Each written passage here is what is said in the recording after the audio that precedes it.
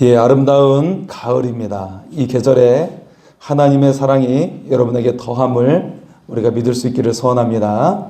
네, 여러분 하나님의 사랑으로 가득한 여러분의 삶이 될 수 있기를 소원합니다. 어떤 성도님이 감사 노트를 쓰기 시작했다고 그래요. 그래서 첫째 날에는 오늘도 밥을 먹게 해주셔서 감사합니다 라고 썼다고 합니다. 그리고 둘째 날에는 하나님 가족이 있어서 감사합니다 라고 노트에 썼다고 합니다. 셋째 날이 되었는데 쓸 게 없는 거예요. 네. 그래서 내가 무엇을 쓸까 이렇게 아내에게 물어봤다고 합니다. 그랬더니 그럼 나부터 감사해 보세요 라고 그렇게 말을 했다고 합니다. 그래서 남편이 정신이 번쩍 들었다고 합니다. 아, 감사할 게 아직 많이 있구나 라고 생각을 했다고 하는 것이죠. 네. 하나님께서 나를 태어나게 하시고 나를 존재하게 하신 것에 대해서 감사하게 되었다는 것이죠. 하나님, 오늘도 저에게 생명을 주셔서 감사합니다. 우리가 이 고백이 우리 가운데 있을 수 있기를 소원합니다. 네. 우리가 숨 쉬는 것, 우리가 사랑하는 것이 아무것도 아닐 거라고 생각할지 모르겠지만 여러분, 많은 환자들이 호흡기를 붙이고 있고 또 침상에 누워 있는 것을 많이 볼 수가 있어요. 예, 요즘에는 병원에 함부로 갈 수 없지만 예전에 이제 병원에 이제 자주 가서 기도도 해드리고 하는 걸 보면 많은 분들이 정말 그 침상에서 어려운 가운데 있는 것을 볼 수가 있죠. 여러분, 매일 모든 순간이 우리가 걸어 다닐 수 있고 숨 쉴 수 있고 하는 모든 순간이 감사인 줄 믿습니다. 감사란 무엇일까? 여러분, 감사에 대해서 어떻게 생각하십니까? 감사를 여러분 세어볼 수 있을까요? 사실 감사는 내가 가지고 있는 것을 세는 것이 아니라 감사는 보는 눈을 여는 거예요. 우리의 눈을 여는 것, 이것이 감사가 되는 거예요. 감사는 환경의 문제가 아니라 시선의 문제라는 것이죠. 예수님께서 사마리아와 갈릴리 사이로 가실 때였습니다. 네, 사마리아와 갈릴리 사이로 간다면 여러분 이스라엘의 북반구라고 생각하시면 되겠죠. 거의 사마리아도 거의 중심부에 있기 때문에 갈릴리는 맨 북방 지역이고 그 사이로 지나가실 때였는데 10명의 나병 환자들이 멀리서 예수님을 발견했어요. 그리고 예수님을 향해 외쳤어요. 뭐라고 외쳤을까요? 우리 12절과 13절의 말씀을 보겠습니다. 함께 읽겠습니다. 시작.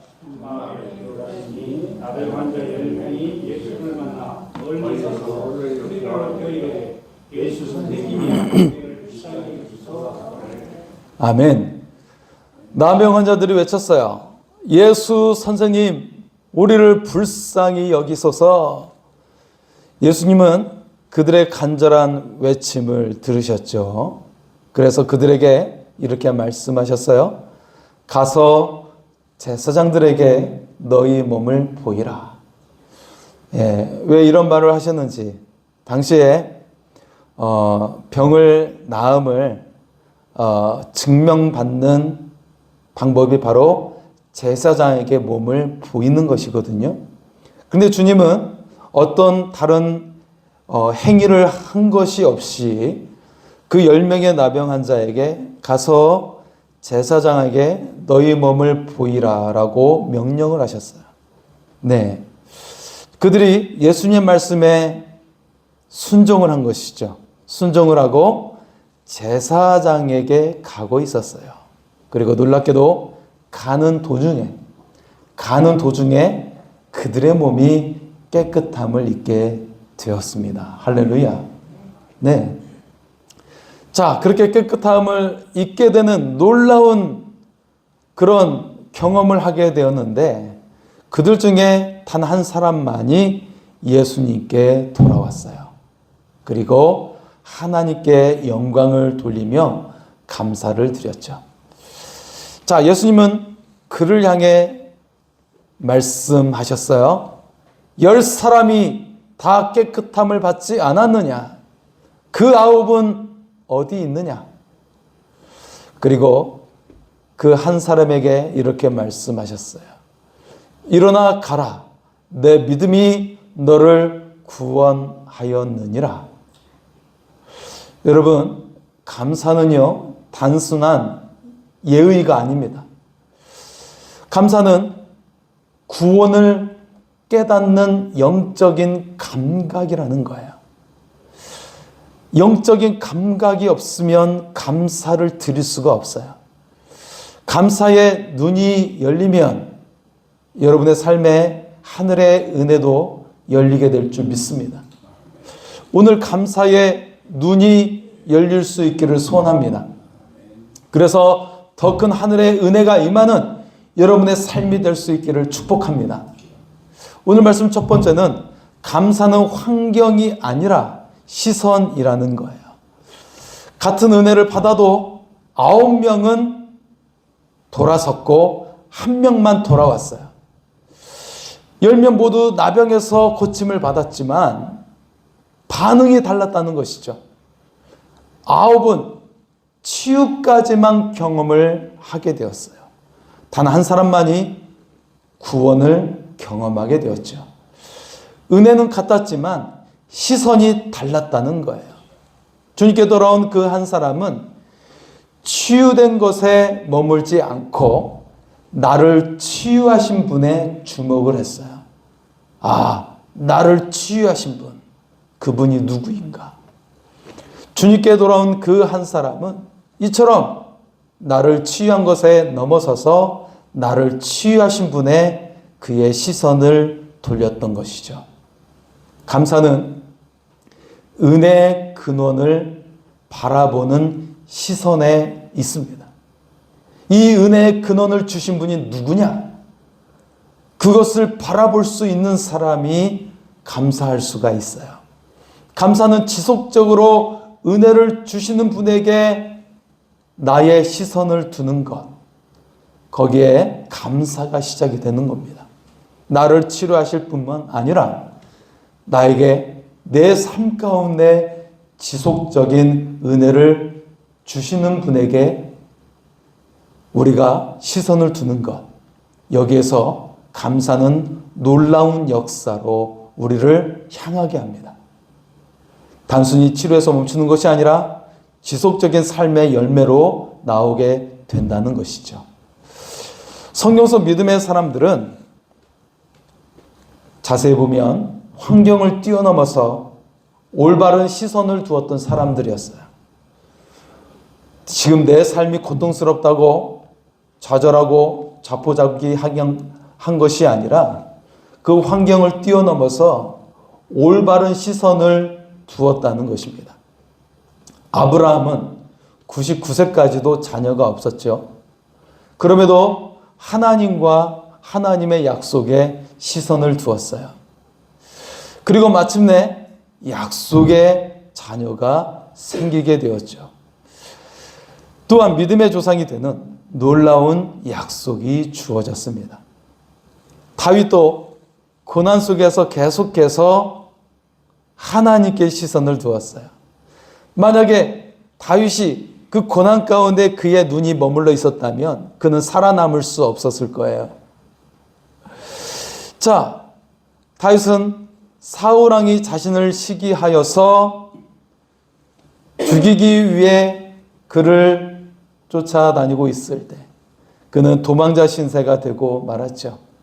그는 편한 잠을 잘 수 없었고 풀 이슬 가운데 젖은 잠자리에 들 수밖에 없었어요. 또 압살롬의 아들 압살롬이 반역해서 그가 또 도망자 신세가 되어야 했죠. 다윗은 수많은 고난을 당해야 했어요. 그럼에도 그가 모든 것을 이길 수 있었던 비결은 바로 하나님께 시선을 두었기 때문인 줄 믿습니다. 그 하나님을 생각할 때마다 그는 고난 속에서 다윗은 감사할 수가 있었어요. 다윗이 사울을 피해 굴 속에 숨을 때였죠. 다행히 하나님의 기적 같은 은혜로 다윗은 살아남을 수 있었어요.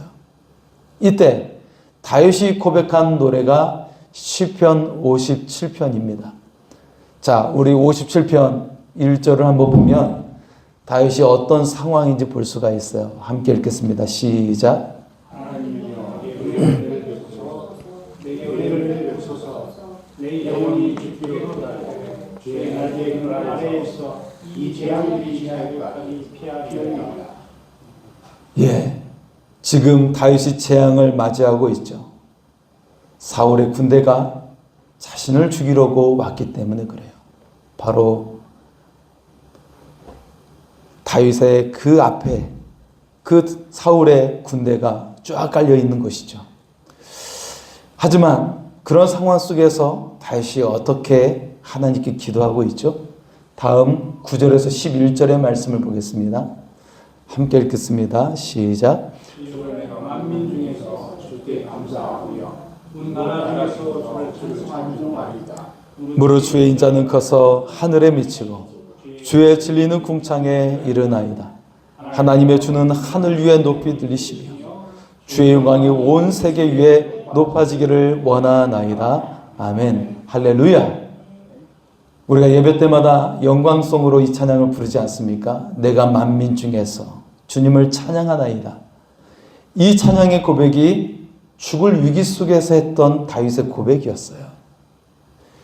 이 시편 57편의 말씀을 보면 다윗이 간구하는 것보다 하나님을 찬양하고 있는 분량이 더 많아요. 다윗이 어떤 상황에 지금 있는 것인데요. 사울 왕을 피해서 굴 속에 숨어 있었던 상황이었어요. 호랑이 같은 왕이 자신을 죽이려고 정예 부대 1000명을 데리고 지금 와 있는 상태예요. 그런데 다윗은 적신과 같은 벌거벗은 상태에서 죽을 위기에 놓여 있는 것이죠. 무기도 변변치 않고 군대도 변변치 않아요. 대적할 수 없어요. 그런 상황 속에서 자신의 생명을 지켜주신 하나님께 감사 찬양을 올리고 있는 거예요. 이처럼 감사는 환경이 아니라 시선에 있는 것이죠. 지금 감사할 수 있는 환경이라서 감사할 수 있는 것이 아니라 도저히 감사할 수 없는 상황이지만 나의 시선이 하나님께 있기 때문에 감사하고 있는 거예요. 그랬더니 하나님께서 감사로 살아갈 수 있는 삶으로 이끌고 계신다는 것이죠. 여러분, 기도도 마찬가지예요. 내가 기도할 수 있는 상황이기 때문에 기도하는 것이 아니라 내가 하나님이 정말 크고 놀라우신 나의 하나님이시기 때문에 그 관계 속에서 기도하는 것이죠.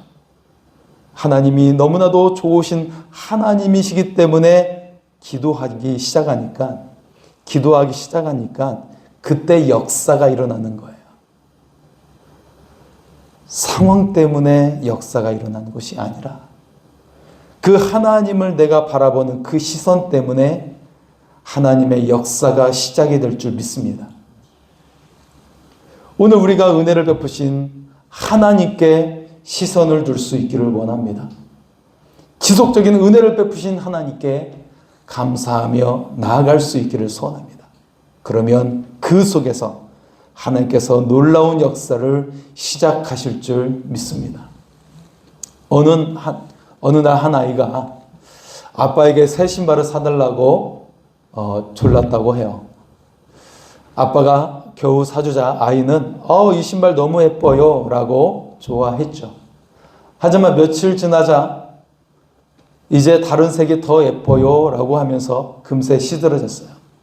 그래서 아빠가 아이에게 이렇게 말을 했죠. 신발이 아니라 그 신발을 사줄 수 있는 아빠에게 감사할 줄 알아야지 라고 말을 했다고 합니다. 여러분, 감사는 소유하는 것에 대해서 감사하는 것이 아니라 그것을 주신 분을 바라볼 때 우리의 삶이 감사가 시작이 될 수가 있습니다. 내가 받은 은혜보다 은혜 주신 하나님께 시선을 둘 수 있기를 소원합니다. 환경이 아니라 하나님을 바라보는 눈이 열릴 때 감사의 삶이 시작이 될 줄 믿습니다.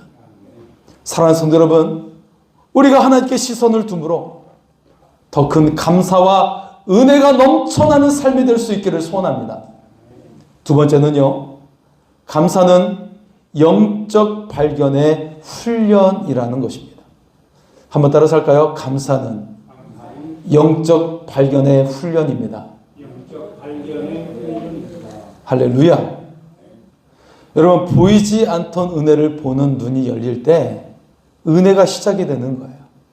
근데 그걸 보지 못하면 은혜가 멈춰버리는 거예요. 감사는 느낌이 아니라 훈련에서 나오는 거예요. 아, 나 느낌이 좋네. 거기에서 감사가 나오는 것이 아니라 훈련 속에서 감사가 나오는 것입니다. 다윗도 수많은 훈련 속에서 감사가 나오게 된 거예요. 여러분, 시편의 말씀을 한번 보세요. 다윗이 얼마나 억울한 상황이 많았고 심지어는 대적들을 향해 저주의 기도를 퍼붓고 있어요. 하지만 그럼에도 불구하고 하나님을 감사하며 찬양을 올려드리고 있는 것이죠. 나병 환자 10명 중 9은 고침을 받았어도 감사를 드릴 수 없었어요. 왜냐하면 그들은 감사를 발견하지 못했기 때문에 그래요. 아니, 지금 고침받을 수 없는 나병 가운데 그들이 고침을 받았는데도 불구하고 감사할 줄 모르는 거예요.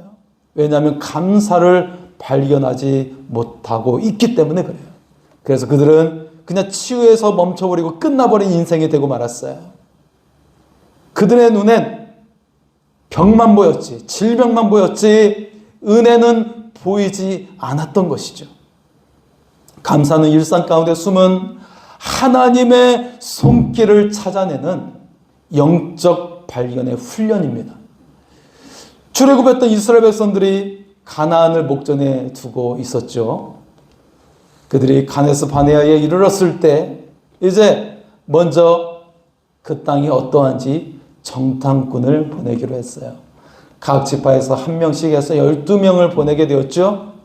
자, 정탐꾼이 40일 동안 그 땅을 둘러보고 와서 보고를 했습니다. 그 땅은 과연 젖과 꿀이 흐르는 땅입니다. 그런데 10명이 매우 부정적인 보고를 하는 거예요. 그 백성들이 너무 거대해서 우리는 그들 앞에서 메뚜기와 같습니다. 우리는 그들 앞에서 벌레와 같습니다. 라고 고백을 하는 거예요. 그 땅은 우리를 삼키는 땅입니다. 그렇게 고백을 하고 있어요. 하지만 여호수아와 갈렙은 어떻게 보고를 했습니까? 하나님이 우리와 함께 하신다면, 하나님께서 우리와 함께 하시면 그들은 우리의 밥입니다. 고백을 했어요. 여러분, 서로의 보고가 매우 갈리죠? 누구의 보고가 맞은 건가요? 둘 다 맞아요. 양쪽의 보고가 전부 다 정답이죠. 하지만 그들의 시선의 차이가 그들에게 극명하게 갈리게 한 것입니다. 여호수아와 갈렙은 하나님께서 그 땅을 주신다라고 하는 약속을 믿었어요. 비록 그 땅에 거대한 족속이 살고 있다 할지라도 하나님이 우리와 함께 계시면 그들은 우리의 밥이라는 것이죠. 실제로 그 땅에 거주하는 사람들은, 여러분, 다윗이 처치한 사람이 골리앗이잖아요. 골리앗의 조상들이 그 땅에 살고 있었어요. 아낙 자손들, 골리앗의 조상들이에요. 그 땅에 살고 있었던 것이죠. 거대했어요. 키가 3m에 달했어요.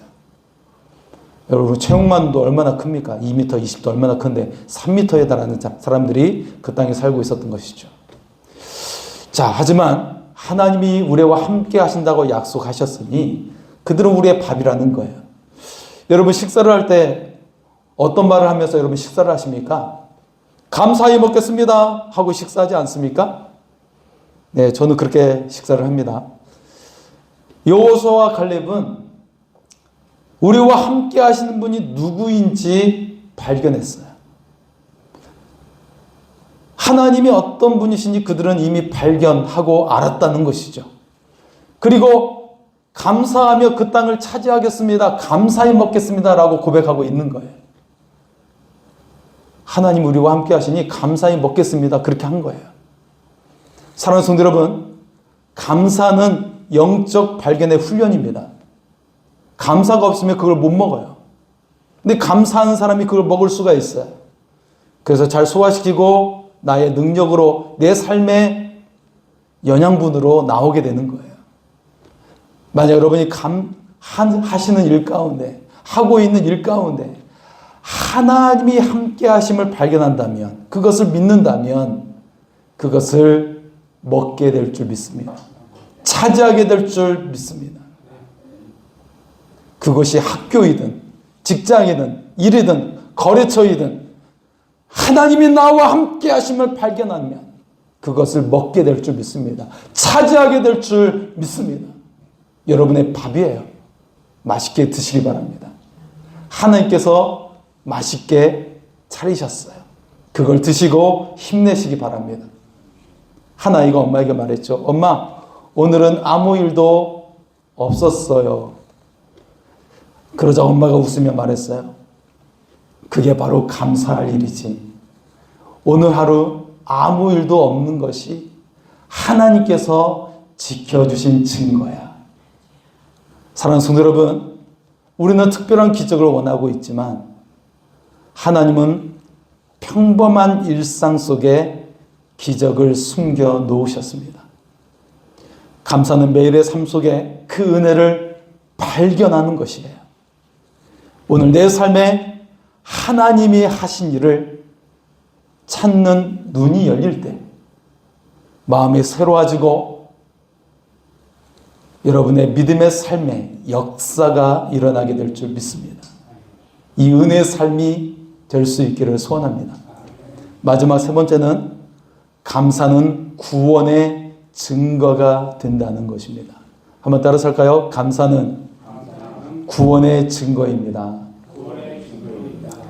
예수님이 내 믿음이 너를 구원했다 하신 이유는 바로 그가 감사했기 때문이었어요. 예수님께서 왜 그 한 사람에게만 내 믿음이 너를 구원했다라고 말씀하셨을까요? 그의 믿음은 감사로 표현된 믿음이었기 때문이에요. 감사는 구원을 인식한 자가 반응하게 되는 내용입니다. 감사는 단순히 좋은 일에 대한 반응이 아니라 하나님께서 나를 살리셨다는 믿음의 고백으로 나오는 것이죠. 자, 성경에 억울하게 젊은 시절을 허비하고 허송세월을 다른 사람에 의해서 보냈던 사람이 등장하죠. 가족에 의해서 젊은 시절 고생하고 헛되게 나이 들어버린 사람이 등장합니다. 그가 바로 요셉이었어요. 요셉은 형들에 의해 17살의 노예로 팔려가죠. 그의 10대와 20대 모든 시절이 다 그렇게 노예와 죄수의 시절로 고난의 시간을 보내야 했어요. 그러나 하나님께서 그와 함께 하심을 그가 믿었죠. 비록 노예와 죄수로 살았지만 그는 하나님과 동행했어요. 결국 애굽의 바로 왕의 꿈을 해석해 주면서 그는 애굽의 총리가 되었죠. 총리가 된 요셉 앞에 자신을 팔아버렸던 형들이 곡식을 사기 위해서 왔어요. 그들이 요셉 앞에 엎드렸죠. 요셉은 형제들에게 자신을 밝히는 과정 중에 그는 놀라운 고백을 하게 됩니다. 놀라운 믿음의 고백을 요셉이 하게 되었어요. 어떤 고백이었습니까? 창세기 45장 5절의 말씀을 보겠습니다. 같이 읽겠습니다. 당신들이 나를 이곳에 팔았다고 해서 근심하지 마소서. 한탄하지 마소서. 하나님이 생명을 구원하시려고 나를 당신들보다 먼저 보내셨나이다. 아멘. 요셉은 억울하게 노예로 팔렸고 그의 10대와 20대 시절을 그렇게 고난 중에 보냈지만 거기에 하나님의 구원 계획이 있음을 발견했어요. 비록 자신의 청춘을 허비해야 했지만 하나님의 구원 계획으로 인해서 감사했던 거예요. 그것은 다가올 7년 대기근을 준비함으로써 수많은 사람을 살리게 되는 하나님의 구원을 그가 보게 되었던 것이죠.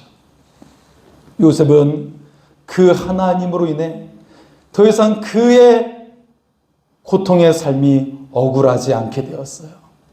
13년 동안의 고통의 삶, 더 이상 억울하지 않았어요.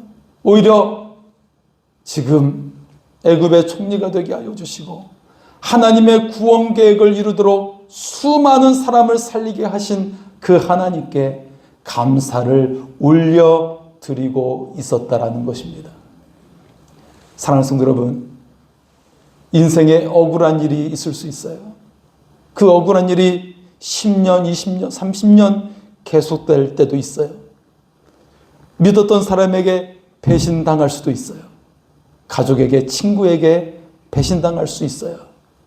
그러나 거기에서도 감사할 수 있는 것은 더 큰 구원을 이루어 가시는 하나님의 손길이 여러분과 함께 하시기 때문에 감사할 수 있는 것입니다. 그들은 하나님을 모르겠죠. 하지만 나에게 여전히 함께 하시고 큰 구원의 역사를 이루어가고 계신다라는 것입니다. 우리 인생에 구원의 역사를 베푸시는 하나님을 바라볼 수 있기를 원합니다. 그 하나님으로 인해 날마다 감사가 넘칠 수 있기를 소원합니다. 한 청년이 교통사고로 죽음 직전까지 가게 되었어요. 그러다 기적적으로 살아나게 되었죠. 그는 그 매일 아침에 눈을 뜰 때마다 이렇게 기도했어요. 주님, 오늘도 살게 해주셔서 감사합니다. 사람들은 왜 그렇게 유난스럽게 감사하냐라고 물었죠. 하지만 그는 말했어요. 죽음에서 건지신 은혜를 알면 감사하지 않을 수 없습니다. 여러분, 감사는 구원을 잊지 않는 마음에서 나오는 것입니다. 나에게 베푸신 그 구원을 잊지 않는 마음, 그것이 바로 감사의 삶으로 계속 나오게 되는 거예요. 오늘 우리가 숨 쉬는 것도, 지금 예배 드릴 수 있는 것도 다 구원의 연장선에 있음을 기억할 수 있기를 바랍니다. 감사는 구원의 증거입니다. 구원받은 자가 감사할 수가 있어요. 감사할 일이 있어서 감사하는 것이 아니라 감사하니 감사할 일이 생기는 것입니다. 우리가 이제 감사 노트를 쓸 수 있기를 바랍니다. 그러면 1년 뒤에 여러분의 모습이 달라지고 2년 뒤에 여러분의 모습에 놀라게 될 것이고 3년 뒤에 여러분의 모습에 춤을 추게 될 것입니다. 감사 노트를 펼치면서 하루에 단 한 가지라도 감사의 제목을 써보시기 바랍니다.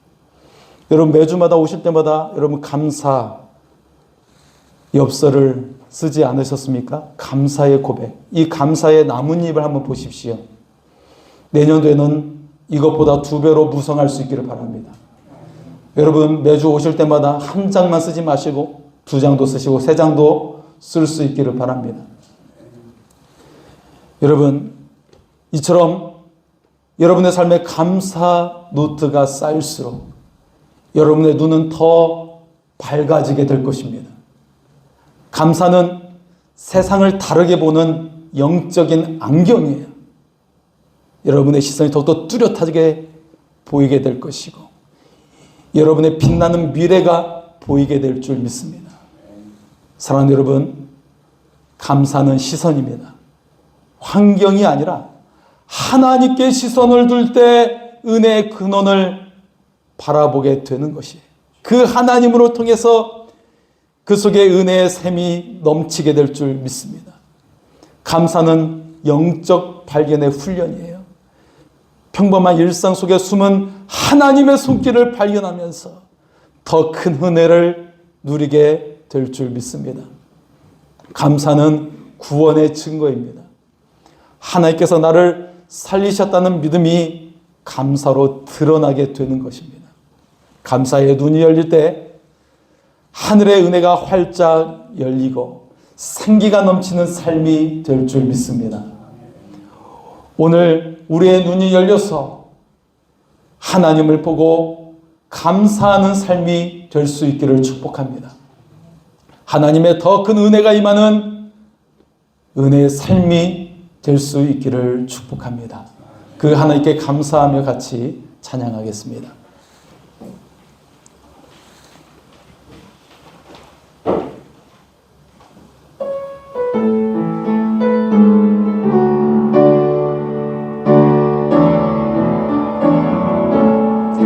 날 구원하신 주 감사, 모든 것 주심 감사, 지난 추억이네 감사,